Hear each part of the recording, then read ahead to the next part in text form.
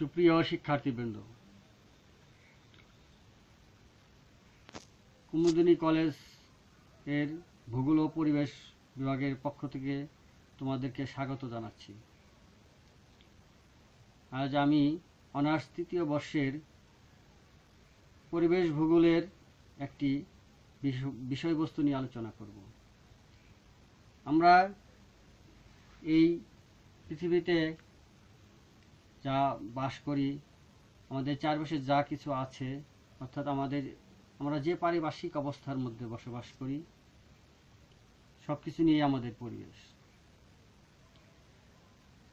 আমরা পঞ্চ ইন্দ্রিয়ের মাধ্যমে যা কিছু দেখি, শুনি, উপলব্ধি করি, জ্ঞান গ্রহণ করি, সবগুলিও পরিবেশের অন্তর্ভুক্ত। মাটি, পানি, আকাশ, বাতাস, ঘরবাড়ি, স্কুল, কলেজ, নদী, নালা, খাল, বিল, সাগর, মহাসাগর, এগুলো আমাদের পরিবেশের অন্তর্ভুক্ত। এই পরিবেশ নানাভাবে ক্ষতিগ্রস্ত হচ্ছে। আমরা মানুষ তাদের নিজের সুবিধার জন্য পরিবেশকে বিভিন্নভাবে ক্ষতিগ্রস্ত করছি। আবার প্রাকৃতিকভাবেও পরিবেশের বিভিন্ন ধরনের ক্ষতি হয়ে থাকে। এই পরিবেশের উপাদানগুলোর ক্ষতি হওয়া বা গুণমান হ্রাস হওয়াটা হচ্ছে পরিবেশের অবক্ষয়।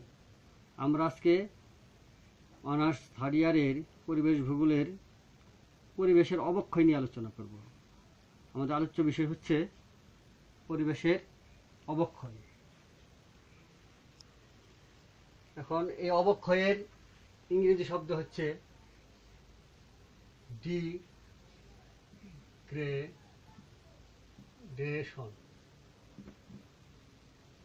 ডিগ্রেডেশন।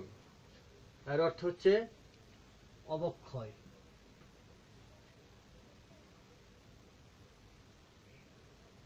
বা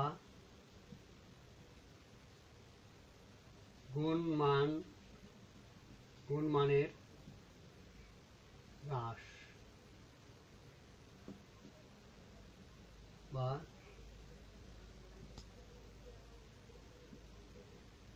বিকৃতি।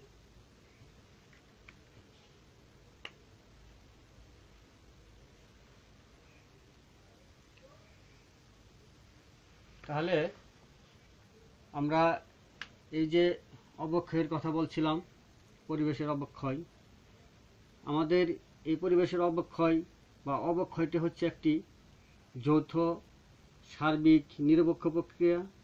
এই প্রক্রিয়ার মাধ্যমে পৃথিবীর যাবতীয় জৈব পদার্থের যে ভৌত এবং রাসায়নিক গুণাবলী রয়েছে, সেই রাসায়নিক গুণাবলীর বা বৈশিষ্ট্যের ক্ষতি বা গুণমানের হ্রাসই হচ্ছে অবক্ষয়। এখন পরিবেশ অবক্ষয়টি একটি নেতিবাচক প্রক্রিয়া। এটা সংজ্ঞাকারে বলা যায়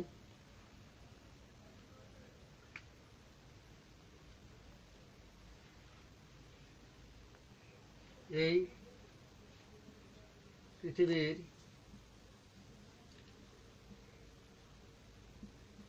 সকল ভৌত, জৈব,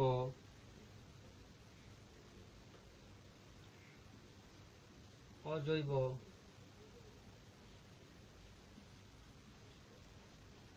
উপাদান,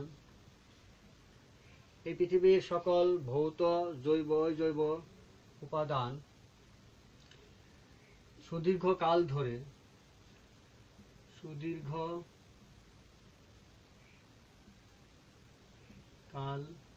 ধরে যে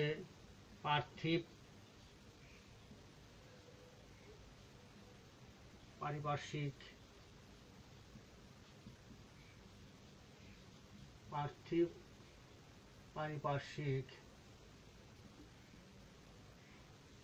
অবস্থা সৃষ্টি করেছে,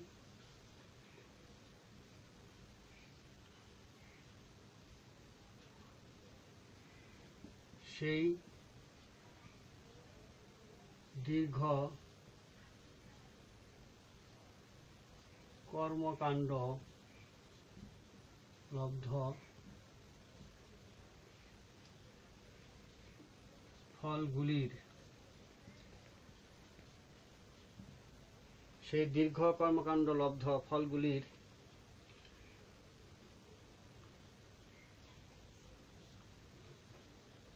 গুণমান হ্রাস বা ক্ষতি হলো পরিবেশ অবক্ষয়।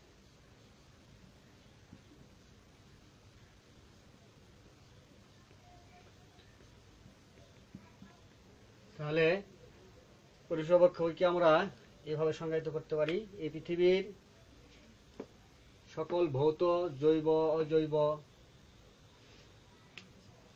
উপাদান সুদীর্ঘ কাল ধরে যে পারিপার্শ্বিক অবস্থা সৃষ্টি করেছে, সেই দীর্ঘ কর্মকাণ্ড লব্ধ ফলগুলির গুণমান হ্রাস বা ক্ষতি হল পরিবেশ অবক্ষয়।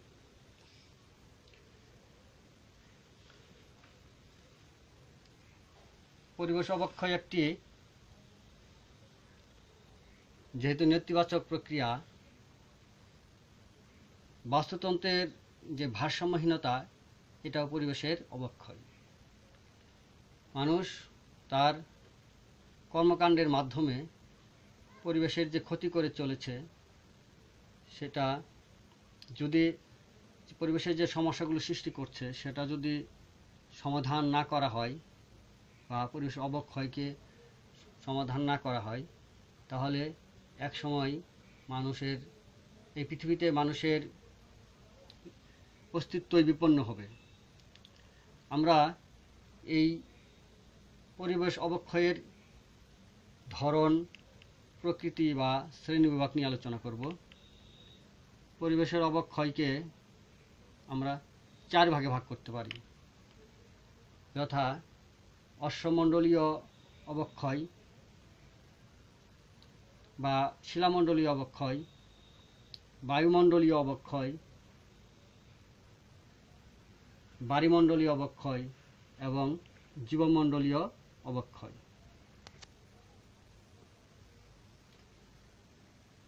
তাহলে পরিবেশের অবক্ষয়কে আমরা 4 ভাগে ভাগ করতে পারি পরিবেশের উপাদানের উপর ভিত্তি করে: 1 শিলামণ্ডলীয় অবক্ষয়, 2 বায়ুমণ্ডলীয় অবক্ষয়, 3 বায়ুমণ্ডলীয় অবক্ষয়, 4 জীবমণ্ডলীয় অবক্ষয়।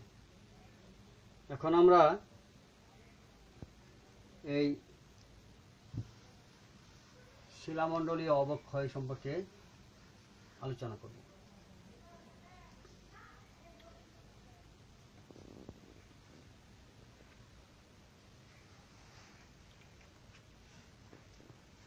শিলামণ্ডলের অবক্ষয় কথা জানতে হলে প্রথমে শিলামণ্ডল বা অশ্বমণ্ডল বা ভূত্বক কাকে বলে সেটা জানতে হবে। পৃথিবীর বাইরের যে কঠিন এবং পাতলা আবরণ রয়েছে তাকে শিলামণ্ডল বলে। এই শিলামণ্ডল নানাভাবে ক্ষতিগ্রস্ত হচ্ছে। মানুষ এর উপরে কৃষিকাজ, কলকারখানা, তারপর রাস্তাঘাট, শহর নগর বিভিন্ন ধরনের স্থাপনা তৈরি করছে। তাছাড়া মানুষ কৃষিতে আধুনিক যন্ত্রপাতি ব্যবহার করার কারণেও শিলামণ্ডলের ক্ষতি হচ্ছে। ফলে শিলামণ্ডলের মধ্যে মানুষের এই বিভিন্ন ধরনের কর্মকাণ্ড এবং প্রাকৃতিক দুর্যোগের কারণে শিলামণ্ডলের মধ্যে যে ভারসাম্যহীনতা সৃষ্টি হয় তা সুদীর্ঘকাল ধরে শিলামণ্ডলের ক্ষতি করে। এই ভারসাম্যহীনতাই হচ্ছে শিলামণ্ডলের অবক্ষয়। শিলামণ্ডলের অবক্ষয় এর ফলে যে ভারসাম্যহীনতা সৃষ্টি হয় সেটা প্রাকৃতিকভাবে সেই ক্ষতি পূরণ করা সম্ভব হয় না। তাই শিলামণ্ডলের যে ক্ষতি হয় তাহলে সেটা হচ্ছে দুই ধরনের ভাবে হয়। একটা হচ্ছে মানুষের কার্যকলাপ, আরেকটি হচ্ছে প্রাকৃতিক কারণ বা প্রাকৃতিক দুর্যোগের কারণে হয়। এই শিলামণ্ডলের অবক্ষয়ের কারণে যে ধরনের সমস্যাগুলো সৃষ্টি হয় সেগুলো হচ্ছে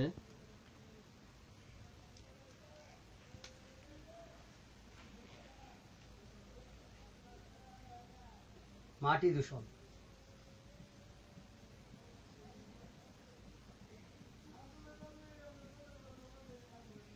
মাটি ক্ষয়,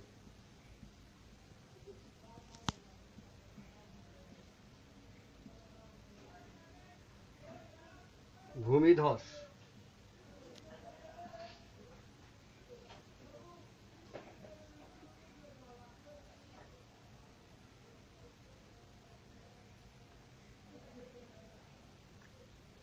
মরুকরণ ইত্যাদি।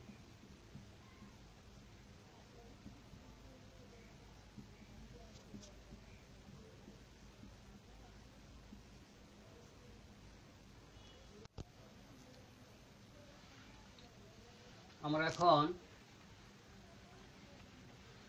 পরিবেশ অবক্ষয়ের আরেকটি প্রকারভেদ, 2 নম্বর, বায়ুমণ্ডলের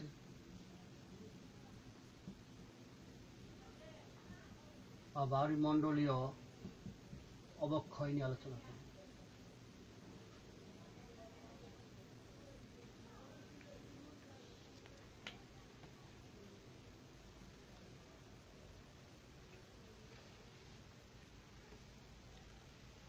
বায়ুমণ্ডলীয় অবক্ষয় বিষয়টি কি? তো আগে প্রথমে আমাদের জানতে হবে বায়ুমণ্ডল কি।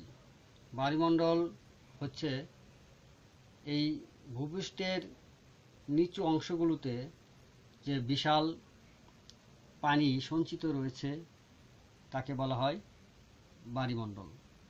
এই বায়ুমণ্ডল এর প্রধান উপাদানই হচ্ছে পানি, আর পানির প্রধান উৎসগুলো হলো সাগর, মহাসাগর, নদী, খাল, বিল, হ্রদ ইত্যাদি।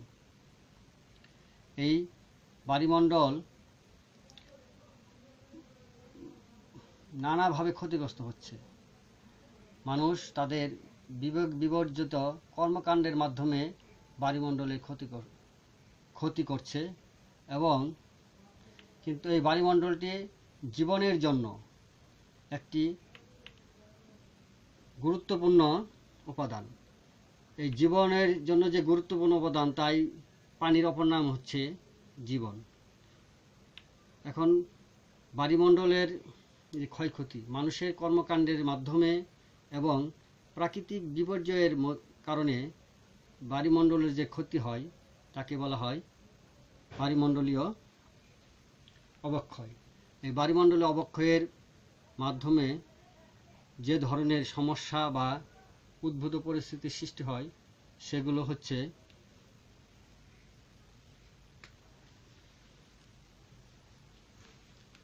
এক, পানি দূষণ,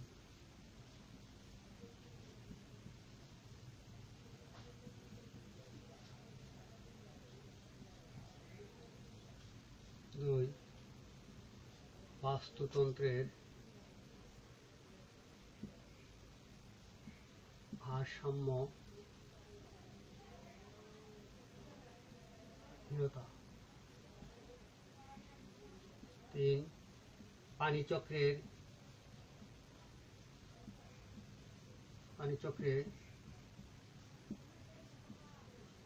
গোলযোগ সৃষ্টি, পানিচক্রে গোলযোগ সৃষ্টি হয় বায়ুমণ্ডলের অবক্ষয়ের কারণে। তারপর আছে আর্সেনিক দূষণ,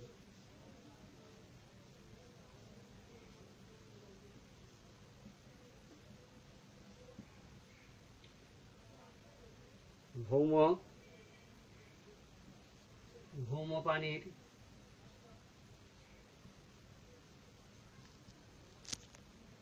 গুণমান হ্রাস,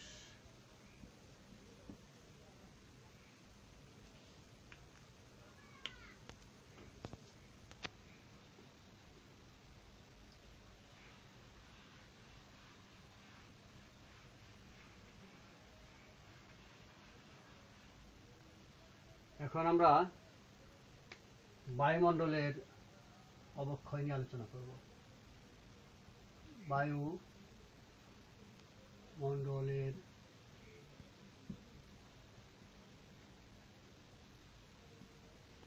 অবক্ষয়।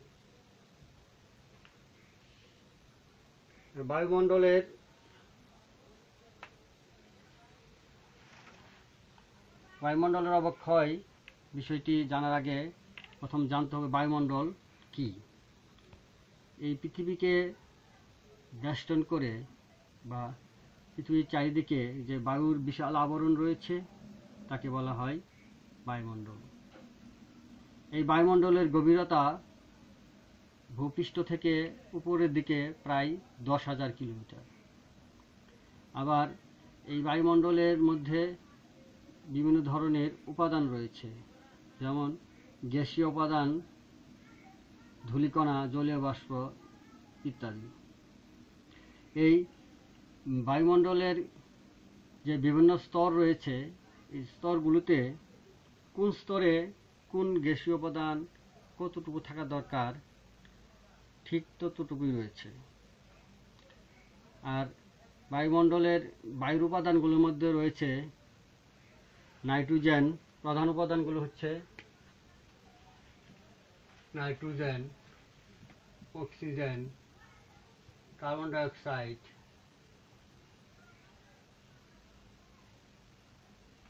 ওজোন, এইসব উপাদানগুলো বেশি রয়েছে। তার মধ্যে সবচেয়ে বেশি রয়েছে নাইট্রোজেন, প্রায় 78%। এখন এই নাইট্রোজেন উদ্ভিদ প্রাণীর জন্য প্রচুর উপকারী একটি উপাদান। উদ্ভিদের খাদ্য, প্রাণীর খাদ্য তৈরির জন্য এবং জীবের দেহের যে অ্যামাইনো অ্যাসিড, এটা নাইট্রোজেনের মাধ্যমে তৈরি হয়।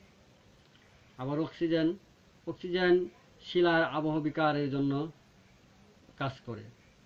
তাছাড়া মানুষ অক্সিজেন গ্রহণ করে থাকে।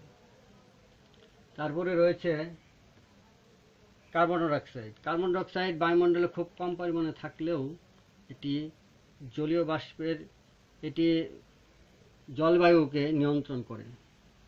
কারণ কার্বন ডাইঅক্সাইড বেশি হয়ে গেলে পৃথিবীর তাপমাত্রা বেড়ে যায়। এছাড়া রয়েছে আরেকটি গুরুত্বপূর্ণ উপাদান ওজোন গ্যাস। ওজোন গ্যাস এই আল্ট্রাভায়োলেট রে বা অতি বেগুনি রশ্মির হাত থেকে পৃথিবীর পরিবেশকে রক্ষা করে। এছাড়াও এই বায়ুমণ্ডলে বিভিন্ন ধরনের চক্র দেখা যায়, অক্সিজেন চক্র, কার্বন চক্র, নাইট্রোজেন চক্র। এগুলো জীবন এবং বিভিন্ন উদ্ভিদ প্রাণীর জন্য খুবই গুরুত্বপূর্ণ এই চক্রগুলো। এখন এই চক্রগুলোতে যদি কোনো সমস্যার সৃষ্টি হয়, সেটা উদ্ভিদ প্রাণী এবং পরিবেশের জন্য অনেক ক্ষতি বয়ে আনে। তাহলে মানুষের বিভিন্ন ধরনের কর্মকাণ্ড এবং প্রাকৃতিক দুর্যোগের কারণে বায়ুমণ্ডলের মধ্যে যে ভারসাম্যহীনতার সৃষ্টি হয় এবং সুদীর্ঘকাল ধরে বায়ুমণ্ডলের যে ক্ষতি করে, সেটাকে বলা হয় বায়ুমণ্ডলীয় অবক্ষয়। এই বায়ুমণ্ডলীয় অবক্ষয়ের কারণে যে ধরনের ক্ষতির বা যে ধরনের সমস্যাগুলোর সৃষ্টি হয়, সেগুলো হচ্ছে বায়ুমণ্ডলীয় অবক্ষয়ের ফলে সৃষ্ট সমস্যাগুলো হলো ওজোন স্তরে গহ্বর সৃষ্টি, গ্রিনহাউস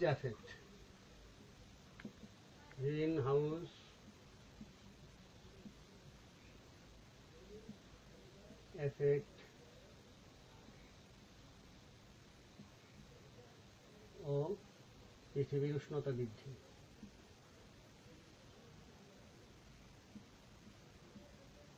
পৃথিবীর উষ্ণতা বৃদ্ধি।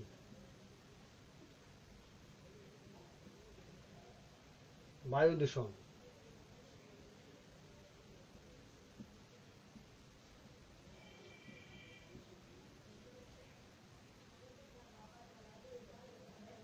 এসিড বৃষ্টি।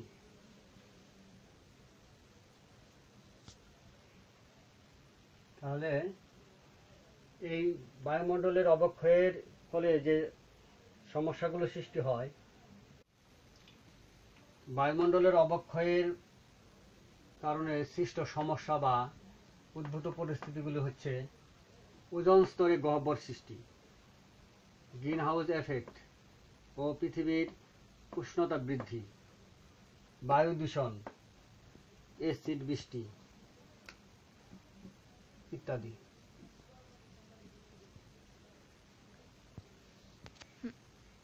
এখন আমরা পরিবেশ অবক্ষয়ের আরেকটি ধরন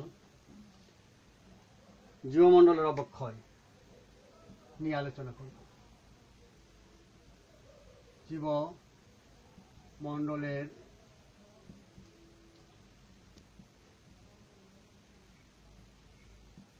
অবক্ষয় নিয়ে আলোচনা করব। জীবমণ্ডলের অবক্ষয় বিষয়টি জীবের অর্থাৎ উদ্ভিদ প্রাণীর সজীব বস্তুগুলোর সমষ্টি হচ্ছে জীবমণ্ডল। এই পৃথিবীতে উদ্ভিদ, প্রাণী, মাটি,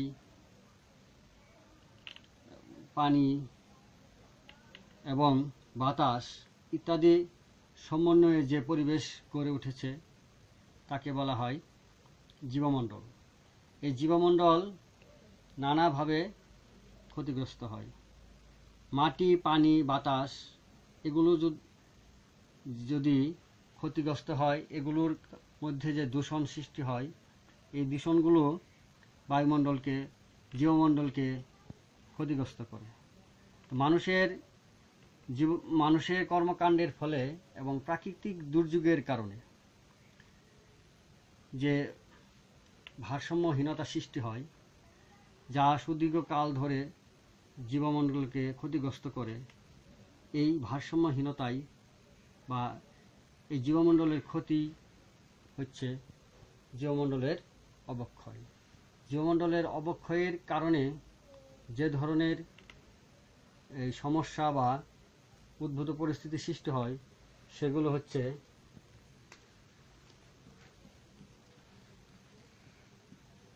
জীববৈচিত্র্য হ্রাস,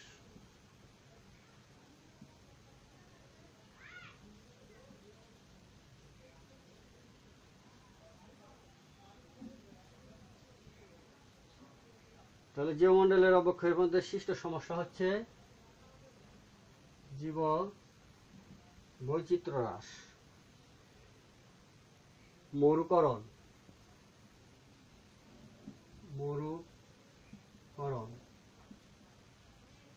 বন শূন্যকরণ, বাস্তুতন্ত্রের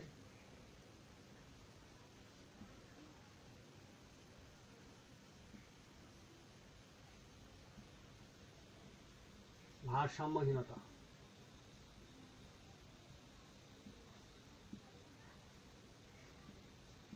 তাহলে জীবমণ্ডলের অবক্ষয়ের মধ্যে যে সমস্যা বা উদ্ভূত পরিস্থিতি সৃষ্টি হয় সেগুলো হচ্ছে জীববৈচিত্র্য হ্রাস, মরুকরণ, বন শূন্যকরণ, বাস্তুতন্ত্রের ভারসাম্যহীনতা ইত্যাদি।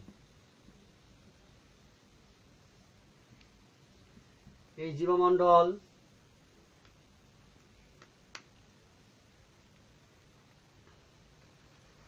কে রক্ষা করতে হলে আমাদের মাটি দূষণ, পানি দূষণ, বায়ু দূষণ ইত্যাদি দূষণগুলোকে কমাতে হবে। আর এই পৃথিবীকে রক্ষা করতে হলে, এই পৃথিবীর পরিবেশকে রক্ষা করতে হলে, জীববৈচিত্র্যকে রক্ষা করতে হলে আমাদেরকে অবশ্যই পরিবেশের যে অবক্ষয়, এই অবক্ষয় সম্পর্কে সচেতন হতে হবে। পরিবেশের অবক্ষয়গুলোর মাধ্যমে মানুষের যে ক্ষতিগুলো হয় সেই ক্ষতি যাতে না হয় সেই বিষয়টি অবশ্যই সে বিষয়ে ব্যবস্থা নিতে হবে। পরিশেষে আমি বলবো পরিবেশের অবক্ষয় মানে আমাদের এই পৃথিবীর মানুষের জীবনের জন্য খুবই ক্ষতিকর একটি বিষয়। এই জীব বৈচিত্র্য ধরে রাখতে হলে পৃথিবীতে মানুষের অস্তিত্ব বজায় রাখতে হলে অবশ্যই পরিবেশের অবক্ষয়কে আমাদের রোধ করতে হবে বা পরিবেশের ক্ষতিকে কমাতে হবে। পরিশেষে আমি বলতে চাই, আমরা যে পরিবেশ অবক্ষয় বিষয়টি নিয়ে আলোচনা করলাম, সেটি আশা করি তোমাদের কাজে লাগবে। আর তোমরা মনোযোগ দিয়ে এই পরিবেশ অবক্ষয়টি, পরিবেশের দূষণ, পরিবেশের অবক্ষয় এই বিষয়গুলো ভালোভাবে জেনে নিবে এবং সবাই ভালো থাকবে।